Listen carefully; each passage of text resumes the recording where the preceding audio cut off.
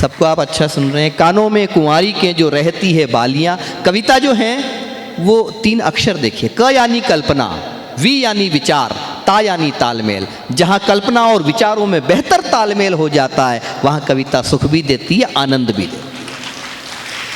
कानों में कुंवारी के जो रहती है बालियां, बालियों से प्यारी लगे जीजा जी को सालियां, सालियां परोस लाई लड्डुओं की थालियां, थालियों की कविता बजाइएगा तालियां। अब आप तालियां बजाते बजाते थक भी गए हैं, पर कवि फिर भी कहता है कि आशीर्वाद दे दीजिए। आशीर्वाद दे दीजिए इसका मतलब है ताली बजानी है। आपका प्यार चाहूंगा इसका मतलब ताली बजाना। आपकी कृपा बनी रहे इसका मतलब ताली बजाना। अलग अलग अदाओं से कवि कहता है। कई सारी बातें हैं। दर्द कहीं भी, ये बच्चे बैठे हैं, संस्कार बदल गए, चीजें बदल गई। अपना बच्चा रोता है ना तो दिल में दर्द होता है, और पड़ोसी का बच्चा रोता है ना तो सिर में दर्द होता है। और अपनी बीवी रोती है ना तो सिर में दर्द होता है, और पड़ोसी की बीवी रोती है ना। मैं वो बात नहीं कह रहा था लेकिन आप वही समझे। आनंद है, हंसी, निर्मल हास्य रखिए, अच्छी बात है। कई एक शमशान घाट पे लिखा हुआ था मृत्यु अटल है। राजनीति भी हर जगह कहां कहां पहुंच जाती है। राजनीति लिखा हुआ था मृत्यु अटल है। एक कांग्रेसी वहां पहुंच गया, बोले अच्छा यहां भी बीजेपी। उसने नीचे लिख दिया मृत्यु न अटल है न आडवाणी है, हमारी मृत्यु तो राहुल गांधी है। मैंने कहा बहुत गलत बात। सभी पार्टियों का सम्मान कीजिए, सभी नेताओं का सम्मान कीजिए। हमारे लिए हर पार्टी वंदनीय, अभिनंदनीय, जो देश के विकास में अपना योगदान दे रही है। तो मैंने एक ऐसी कविता लिख दी जिस कविता में मैं नाम नहीं लेता हूं, उनके कारनामों से आपको पता लग जाए तो मुझे बता देना कि आप समझ गए। पहला किरदार आप देख ले, आनंद लीजिए, जाइए मत, बस थोड़ा सा आप मैं आपसे हाथ जोड़ता हूं, बैठ जाइए, बैठ जाइए, बैठ जाइए। हमने जिन सरकारों पे लिखा वो बैठ गई। ये मैंने इसलिए कह दिया क्योंकि ये आप नए श्रोता हैं। हमारे पवार जी कहते हैं, सुनिए, पहला किरदार समझ जाओ तो तालियां बजा के मुझे समझा देना कि आप समझ गए, क्योंकि मुझे अभी तक ये भ्रम है आप समझदार हैं। सुनिए, दिल्ली भी हमारी, पंजाब भी हमारा, अब धरने पे धरना लगा के मार डालूंगा। समझ जाओ तो बता देना समझ गए। कुछ तालियां बजी इसका मतलब कुछ समझदार हैं। अच्छा नहीं भी समझो तो ताली इसलिए बजा देना ताकि पास वाले को पता लग जाए आप समझदार हैं। दिल्ली भी हमारी, पंजाब भी हमारा, अब धरने पे धरना लगा के मार डालूंगा। मुफ्त में मिलेगा पानी, बिजली, दवाई मुफ्त, भारत को श्रीलंका बना के मार डालूंगा। भारत को श्रीलंका। जल्दी जल्दी पढ़ रहा हूं। संकट पड़ा यदि तो सलवार पहनूंगा, नाम नहीं लूंगा। संकट पड़ा यदि तो सलवार पहनूंगा, स्वदेशी हूं विदेशी चबा के मार डालूंगा। शत्रुओं से नित्य ही कराऊंगा कपाल भांति, एक आंख अपनी दबा के मार डालूंगा, एक आंख अपनी। अब आपकी तालियों से मुझे लग रहा है कि आप सब समझदार हैं। एक बार अपने लिए दोनों हाथ हवा में उठाकर तालियां बजा दी। खुलेआम सड़कों पे प्यार न करेगा कोई, रोमियो को थाने पहुंचा के मार डालूंगा। अगली पंक्ति सुन ले आप। खुलेआम और अगर समझ जाओ तो आपकी तालियां लहराते हुए देखना चाहता हूं। खुलेआम सड़कों पे प्यार न करेगा कोई, रोमियो को थाने पहुंचा के मार डालूंगा। कान खोल सुन लेना, माफिया का काल हूं मैं, ऐसा बुलडोजर चला के मार डालूंगा, ऐसा बुलडोजर। क्या बात है, मुझे तो यहां बहुत पहले आ जाना चाहिए था, इतने अच्छे श्रोताओं के। एक किरदार और देखिए आप। खाऊंगा न खाने दूंगा, न कहीं दबाने दूंगा, भाई और बहनों सुना के मार डालूंगा। समझ गए? समझ गए? पक्का? खाऊंगा न खाने दूंगा, न कहीं दबाने दूंगा, भाइयों व बहनों सुना के मार डालूंगा। वनवास भेज दूंगा राम के विरोधियों को, अब जरा मन दे अपना। वनवास भेज दूंगा राम के विरोधियों को, राम जी का मंदिर बना के मार डालूंगा, राम जी का मंदिर। हुई अयोध्या झनक दुलारी, 22 जनवरी को इस बार पूरे देश ने दीपावली मनाई, ये सौभाग्य भी हमें मिला। हुई अयोध्या जनक दुलारी, खड़े रह गए महाबली, मची खलबली सभी दलों में गए अमेठी लला लली।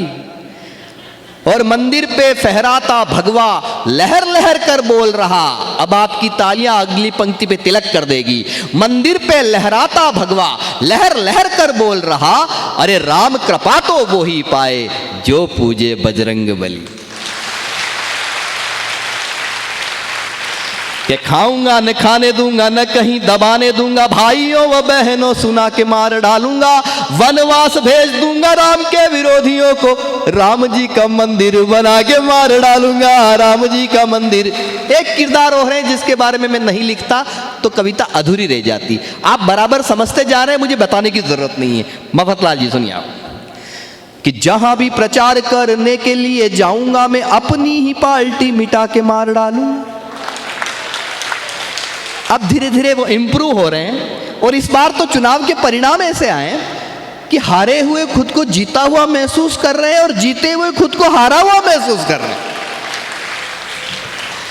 कि जहां भी प्रचार करने के लिए जाऊंगा मैं अपनी ही पार्टी मिटा के मार डालूंगा, खुद की तबाही पर चिंतन शिविर होगा, बैंकॉक में छुट्टियां मना के मार डालूंगा, बैंकॉक। एक किरदार और देखिए आप, ये मफतलाल जी उत्तर प्रदेश में रहते हैं, वहीं से निकला ही है कि खाली यदि मुझसे कराओगे जो बंगला तो बंगले की टोटियां चुरा के मार डालूंगा। खाली यदि मुझसे कराओगे जो बंगला तो बंगले की टोटियां चुरा के मार डालूंगा, आपकी सुनूंगा नहीं बाप की सुनूंगा नहीं, साइकिल को पंचर करा के मार डालूंगा, साइकिल को पंचर। कविता खत्म, ताली बजाओ। ये मुझे कान में कहने आए थे कि एक कविता और सुना दीजिए, बस एक कविता और सुना देता हूँ। इस मुल्क के आखिरी मुगल बादशाह हुए बहादुर शाह जफ़र, जब उन्हें गिरफ्तार कर लिया गया और एक अंग्रेज शायर ने ताना मारते हुए कहा कि दमदमे में दम नहीं है खैर मानो जान की, ए जफ़र ठंडी हुई शमशीर हिंदुस्तान की। तो शायर का जवाब था, आपका मन मिले कि गाजियों में बू रहेगी जब तलक ईमान की, तख्ते लंदन तक चलेगी तेग हिंदुस्तान की। तो हिंदी कविता ने क्या किया है, सारथी परिवार जो है वो पूरे देश में कवि सम्मेलनों की एक आंदोलन के रूप में सारथी परिवार कवि सम्मेलनों को लेके चल रहा है। मैं इस परिवार को बधाई देता हूँ कि इनके द्वारा ही सही कविता घर घर तक पहुँच रही है। एक बार इस परिवार के लिए, सारथी परिवार के लिए जोरदार तालियां आप बजा दें। हिंदी कवि सम्मेलन में कवियों ने क्या किया, मेरे गुरुजी राजेंद्र गोपाल जी व्यास यहाँ विराजे हुए हैं। कविता में थोड़े बहुत संस्कार अगर मेरे भीतर उतरे हैं तो वो आपकी कृपा से उतरे हैं, मैं आपको प्रणाम करता हूँ। और आज इस कविता का जो मस्तक पे जो चंदन का तिलक लगेगा वो आपके गीत के बिना नहीं लगेगा। मैं भी 2 मिनट के लिए मैं भी उस अनुशासन का पालन करूँगा जिस अनुशासन का पालन हर कवि ने किया है। हिंदी कविता ने क्या किया, मन दीजिए आपका। ये बोली तो युग बोला, ये गाई तो जग ने गाया, ये बोली तो युग बोला, ये गाई तो जग ने गाया, इसने ही आजादी का परचम सीमा पर लहराया, वंदे मातरम बनकर गूंजी और तिरंगा थाम लिया, वंदे मातरम बनकर गूंजी और तिरंगा थाम लिया, बिस्मिल शेखर भगत सिंह मंगल पांडे का नाम लिया, पराधीनता की बेड़ी से करने को आजाद, कविता जिंदाबाद हमारी कविता जिंदाबाद, कविता जिंदाबाद हमारी कविता क्यों है जिंदाबाद कविता? ये बच्चन की मधुशाला है दिनकर का रश्मि रथ है, ये बच्चन की मधुशाला है दिनकर का रश्मि रथ है, सूर कबीरा तुलसी मीरा सबका ही ये तीरथ है, सरयू के तट पर अवधी की चौपाई मुस्काती है, जो रुबाई उर्दू की बाहों में आकर ढल जाती है, नहीं बनी शागिर्द किसी की सबकी है उस्ताद, कविता जिंदाबाद, कविता जिंदाबाद हमारी कविता जिंदाबाद, कविता जिंदाबाद हमारी कविता जिंदाबाद। मैं उन भाग्यशाली कवियों में हूँ जिसने देश की सरहदों पे सैनिकों के सामने कारगिल के मैदान में काव्य पाठ करने का सौभाग्य आपके अजात शत्रु को मिला। भारतीय सैनिकों ने दुश्मन देश के सैनिकों के आत्मविश्वास को कमजोर करने के लिए कुछ बोर्ड लिखवा रखे हैं। एक बोर्ड पे लिखा हुआ था, ईश्वर हमारे दुश्मनों पर दया करे। मैंने कहा ये क्या लिख दिया है, लेकिन नीचे लिखी पंक्ति मैंने पढ़ी, मैं वहां पे अपनी तालियां नहीं रोक पाया, आप यहां पे अपनी तालियां नहीं रोक पाएंगे। उस बोर्ड पे लिखा हुआ था, ईश्वर हमारे दुश्मनों पर दया करे, क्योंकि हम तो करेंगे नहीं। दूसरा बोर्ड पढ़ने जा रहा हूं, अपनी तालियों को बड़ी कर देना। दूसरे बोर्ड पे लिखा हुआ था, आतंकवादियों को माफ करना अल्लाह का काम है, लेकिन उनकी अल्लाह से मुलाकात करवाना भारतीय सेना का काम है। और तीसरा बोर्ड पढ़ते हुए मेरी आंखें नम हो गई। तीसरे बोर्ड पे लिखा हुआ था, हमें इस बात का बेहद अफसोस है कि अपने वतन को देने के लिए, अपने देश को देने के लिए हमारे पास सिर्फ एक जीवन है। जब तलक लाली लहू के एक भी कतरे में है, कौन कहता है वतन की आबरू खतरे में है। तब पढ़ता हूं, कविता जिंदाबाद हमारी कविता जिंदाबाद, कविता जिंदाबाद हमारी कविता जिंदाबाद। और क्यों है जिंदाबाद? ये गरीब की आहों में आंसू में दुख में रहती है, माँ के आंचल से अविरल गंगा जमुना बन बहती है। अभी एक माँ हमारे बीच में थी यहाँ पे, और वो माँ अभी नहीं है, लेकिन वो साक्षात रूप में हर माँओं के बीच में विद्यमान है। बहुत रोते हैं पर आंचल हमारा नम नहीं होता, इन आंखों के बरसने का कोई मौसम नहीं होता। मैं अपने दुश्मनों के बीच भी महफूज रहता हूँ, मेरी माँ की दुआओं का खजाना कम नहीं होता। कहीं मुनव्वर भाई कहते हैं, किसी के हिस्से में मकान आया, किसी के हिस्से में दुकान आई, मैं घर में सबसे छोटा था, मेरे हिस्से में माँ आई। और अपने एहसास को आंसू से भिगो देती है। माँ जब गुस्से में होती है ना तो रो देती है। कहीं निरंजन मासूम कहते हैं, घम की चोटें जख्मों पर फौलाद से ज्यादा क्या होगी। अब तालियों को बड़ी करना, घम की चोटें जख्मों पर फौलाद से ज्यादा क्या होगी। अरे माँ की दौलत दुनिया में औलाद से ज्यादा क्या हो। ये गरीब की आहों में आंसू में दुख में रहती है, माँ के आंचल से अविरल गंगा जमुना बन बहती है। इसको गाकर हर किसान मजदूर सिपाही झूमा है, रंग दे बसंती चोला ने फांसी का फंदा चूमा है। क्रांति संस्कारों की धरती करने को आबाद, कविता जिंदाबाद। एक साथ आप सब गाइए, कविता जिंदाबाद हमारी, कविता जिंदाबाद हमारी। जब मैंने कविताएं लिखनी शुरू की, आखिरी पड़ाव पे हूं, तब मैंने माँ के सामने एक शपथ ली, माँ मुझे इतनी शक्ति देना, ताकत देना, हिम्मत देना, कभी वक्त आए तो अपने आप के खिलाफ भी लिख सकूं, लेकिन अगर मेरे देश की बात हो तो अपने बाप के खिलाफ भी लिख सकूं। ये करके लिखा। कुछ कवियों की वाणी लेकिन सरकारी हो जाती है, कविता की प्राण पंक्तियां पढ़ रहा हूं। कुछ कवियों की वाणी लेकिन सरकारी हो जाती है, माँ के मंदिर की वीणा जो दरबारी हो जाती है। स्वर्णिम इसके शिलालेख हो करती ये परवाह नहीं, पद्म पुरस्कारों की भी तो रहती इसको चाह नहीं।